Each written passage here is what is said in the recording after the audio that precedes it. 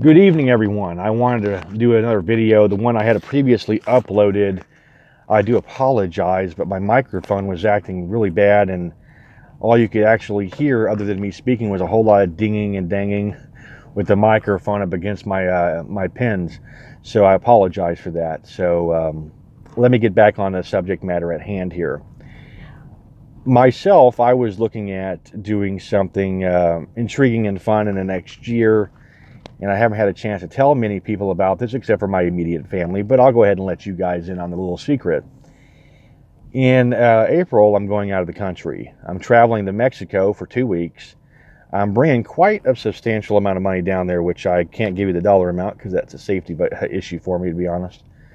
But I'm going down there because I have an opportunity to actually create my dream, which is to create a cyber cafe that's unlike any cyber cafe in all of Mexico. And I've done quite an extensive amount of research in the last 2 years to make this happen. And to have the opportunity to finally do it is a mind-altering experience. I'm not even going to lie about it. My brain is a wash with a ton of ideas and plans. To give you guys a minor idea, I'm going about 400 miles from the border, and that far down there, the economy is wildly and vastly different than the border towns. The border towns run off of a feedback, so to speak, of the American currency and American economy. People make roughly what we would make in medial task jobs. But the deeper you go into Mexico, it's wildly different. The economy is so bad. I mean, I'm not even joking. We're talking, imagine the worst paying job you've ever had, and you don't even come close to what they're making. We're talking average people working hard, laborious jobs like we're talking cleaning entire buildings. We're talking office work. We're talking even going so far as candy guys who go from business to business, bringing their deliveries. And we're talking maybe $1 and some change a day. Like per month, we're looking at $52 earned. And in Mexican currency, that's about 625 pesos. That's how the economy is down there. That's how really honest to God bad it is. So it's important, for me, I have family down there. My wife is from Mexico. She's a native Indian from Mexico. And I mean that, like she's a native Huastecan Mexican. And she comes from that land about 400 miles away from the border. And I did a lot of consideration and thoughts on this, and I planned out a business plan that would yield everything I could ever desire as a man that was a husband. And I was like, you know what? This is enough for me. And if it becomes successful, I'll invest in another one. And what that is a cyber cafe is probably one of the top 4 businesses in all of Mexico. If you have the money and income capable of creating a cyber cafe with exceptionally good technology and equipment, then you have the chance to make about $3,000 American currency. So you're talking roughly 44,000 pesos a month. And that's absolutely unheard of. That's the equivalent of making about $12,000 to $13,000 American here. And down there in Mexico, that far down, my ability to give people a chance to work and pay them a fairly decent wage compared to what they're earning now, that's a huge thing for me. And definitely for my wife included, because we're talking about involving her family. So I have family down there currently looking at office space and looking at land for me to buy and actually build our retirement home on. I'm 30 and I'm already looking at retirement. God, this adulting thing has gotten out of control, hasn't it, guys? But I had a phone conversation from a friend of mine from California offering me the same kind of opportunity to open a business with him in the next year or so, and I had to tell him no. I had to tell him that, we have to see where we set in about a year and a half, and that I've got so much stuff on my plate. And guys, I'm not joking. I've got my YouTube channel, my primary. I've got this one here to track my stuff and my life. And I've got that business venture I'm trying to do, plus the job I'm currently working right now that you're watching. And it's a lot on the plate for a single guy trying to take care of everything for his family. And I'm going to give advice here, and I want you guys to take this as serious as possible. Many people don't understand how serious it is at this age. If I could go back in time about 12 years, I'd kick my 18-year-old self in the ass. You know, first off, I kick them in the ass for eating a whole bunch of junk food because I've been fighting that all off, thank God. I mean, believe it or not, guys, I've lost 45 pounds and I have been fighting tooth and nail to keep going. I want to get back to where I was when I was about 24 years old, which is about 210. So I'm trying to get back down there. So I'm fighting it, man. I'm fighting it hard. But the business thing, you know, I wish I would have paid attention more. My dad gave me ample opportunities to understand and listen. I screwed up my credit history.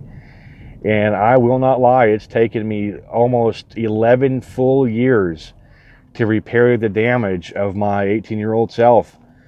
You know, apparently my 18-year-old self was an asshole, quite literally. And my advice to you all is this: no matter how stupid you think your idea is, no matter how naive you think you are, create whatever you can make. Whatever you can have that's yours, make it happen. I had a buddy of mine tell me once, and this is not a joke, he told me he had a dream one time. He wanted to create a machine that specifically created chocolate style utensils. For example, chocolate bowls, chocolate plates, chocolate forks and spoons, like a decorative meal thing.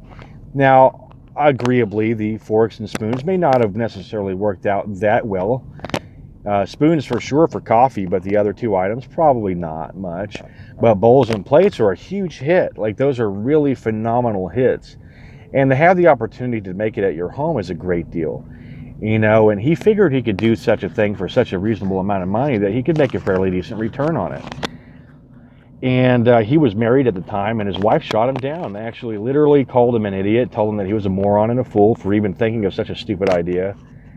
And he stumbled online months later and found out, sure enough, somebody in Japan was already creating the same thing, and it was selling like hotcakes. And he felt so dismayed by that. But the truth is, guys, that's a part of life. Like, failure is never failure. Failure is just lessons learned harshly. You know, you can always do whatever you want. There's nothing out there that'll ever inhibit you. People think, oh, it's the government that inhibits me, or it's the Federal Reserves, or the fucking banking systems, or the credit bureaus. No, it's you. You're the only living entity on the face of the planet that has the ability to inhibit what you want to do. The only living one. No one else has that kind of power over you. You're the only person who can, honest to God, make a decision that'll impact your life. No one else has that power. They can have that power if you let them, but still at the very end of it, that's your decision. And my advice is, if you come up with an idea and you straight up think it's the craziest thing, plan it out.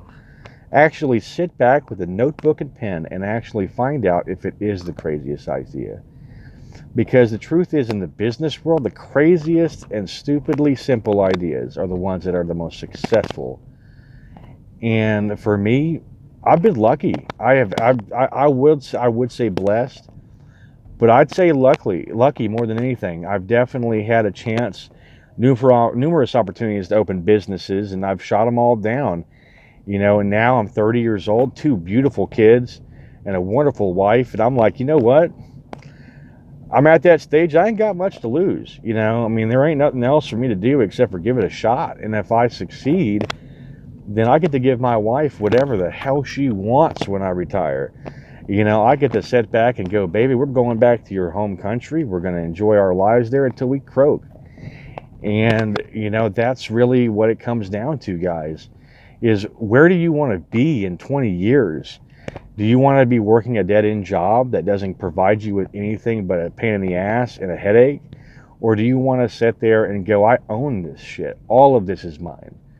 You know, and that's where I want to be. I want to be there in 20 years. When I'm hit 50 years old, I want to sit back and look over my life and sit there and go, damn it, I did damn good. Took me a while, but I did damn good. And that's what it's all about. So take that chance, guys. Whatever it is, go out of your way to make it happen. I mean, it could be anything, and it's never stupid enough not to do it. So you guys, I appreciate you guys tuning in. I'm sorry that I haven't had a chance in the last 2 days to post. It's been a rough day, and it's been really rough entirely in the last 2 or 3 days with business here in my company. But that all said, thank you guys so much for joining in, and I look forward to you guys tuning in even more. And as I've mentioned several times before, if you guys have any questions, and I don't care what kind of questions they are, feel free to automatically hop on in, and I want you guys to straight up post any question. It could be paranormal related, it could be related to mysteries, it could be related to the work I'm doing, the business opportunities I'm involved in. Anything you guys want to do, publish that shit right there, and I will answer every single one of them. That's not a joke. I'll literally do a video where I answer all your questions, and I'll give credit to everyone who asked them. So you guys have a safe night, be safe, and invest in your future.